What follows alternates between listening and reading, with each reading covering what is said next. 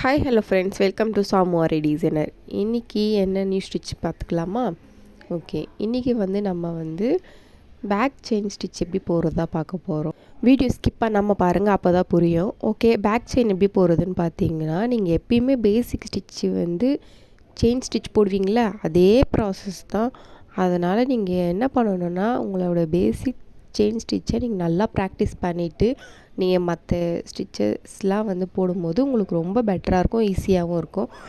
நீங்கள் ஸ்டார்டிங்கில் இந்த மாதிரி ஸ்டிச்சஸ் ட்ரை பண்ணிங்கன்னா அது கண்டிப்பாக சரியாக வராது. அது ரொம்ப கஷ்டமாகவும் இருக்கும் உங்களுக்கு. ஸோ வாங்க எப்படி நான் சொல்கிறேன் பேக் செயின் ஸ்டிச்சு. ஃபஸ்ட்டு நார்மலாக நீங்கள் எப்பயுமே ஒரு செயின் போடுறீங்க பார்த்தீங்களா, செயின் ஸ்டிச் எப்படி ஸ்டார்ட் பண்ணுறீங்களோ அது மாதிரி ஸ்டார்ட் பண்ணணும். ஸ்டார்ட் பண்ணுறதுக்கு முன்னாடி எந்த ஸ்டிச்சாக இருந்தாலும் ஒரு குட்டி லாக் போட்டு தான் ஸ்டார்ட் பண்ணணும். ஸோ நீங்கள் குட்டி லாக் போட்டு ஒரு செயின் ஸ்டிச் போடுறீங்களா, செயின் ஸ்டிச் நம்ம நார்மலாகவே சின்னதாக போடுவோம், ரொம்ப சின்னதால் மீடியமாக போடுவோம். இதை நீங்கள் கொஞ்சம் ஒரு 1/2 இன்ச்சுக்குன்னு வச்சுக்கோங்களேன். அந்த மாதிரி நீங்கள் கொஞ்சம் பெரிய செயின் ஸ்டிச்சாக இழுத்துட்டு அதுக்கு கீழே மறுபடியும் நம்ம ஒரு செயினுக்கு இழுப்போமா, அந்த செயினுக்கு நெக்ஸ்ட்டு செயின் ஸ்டிச் இழுக்கிற த்ரெட்டை நீங்கள் அது ஒரு குட்டி லாக்காக கன்சிடர் பண்ணி போடணும். எப்படின்னா, ஃபஸ்ட்டு ஒரு செயின் ஸ்டிச்சு போடுறீங்க, கீழே ஒரு குட்டி லாக் போட்டு தென் மறுபடியும் அதை என்ன பண்ணணும், பேக் எடுத்துகிட்டு போகணும். அந்த த்ரெட்டை நம்ம எப்பவுமே ஃப்ரண்ட்டில் தான் வருவோம். எல்லாத்துக்குமே நம்ம ஒரு செயின் போட்டோம்னா ஃப்ரண்ட்டாக ஸ்டெப்பாக ஃப்ரண்ட்டில் தான் நம்ம மூவ் பண்ணிட்டு வருவோம். பட் அப்படி பண்ணாமல் பேக்கில் போயிட்டு ஒரு குட்டி லாக் போட்டுட்டு மறுபடியும் நீங்கள் ஃப்ரண்ட்டுக்கு வரணும்.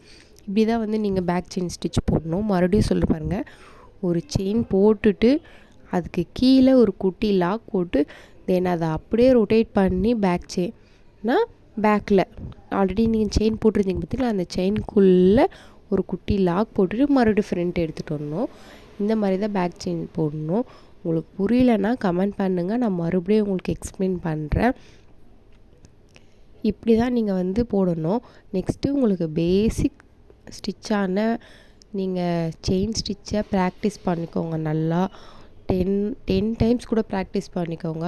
அதுதான் பேசிக். அதை நீங்கள் நல்லா கற்றுக்கிட்டு நீங்கள் ஸ்டார்ட் பண்ணிங்கன்னா மற்ற ஸ்டிச்சஸ் எல்லாமே உங்களுக்கு ரொம்ப ஈஸியாகவே போட முடியும்.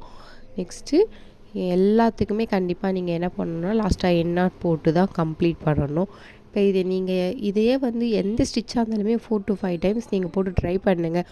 ஒரு ஸ்டிச்சஸ் உங்களுக்கு ஓகே நல்லா வருதுன்னா நீங்கள் என்ன பண்ணணும்னா, அந்த பின்ட்ரெஸ்ட் ஆப்பில் போய்ட்டு ஏதாச்சும் ஒரு ட்ராயிங் எடுத்து அந்த ட்ராயிங்கில் நீங்கள் போட்டு பாருங்கள்.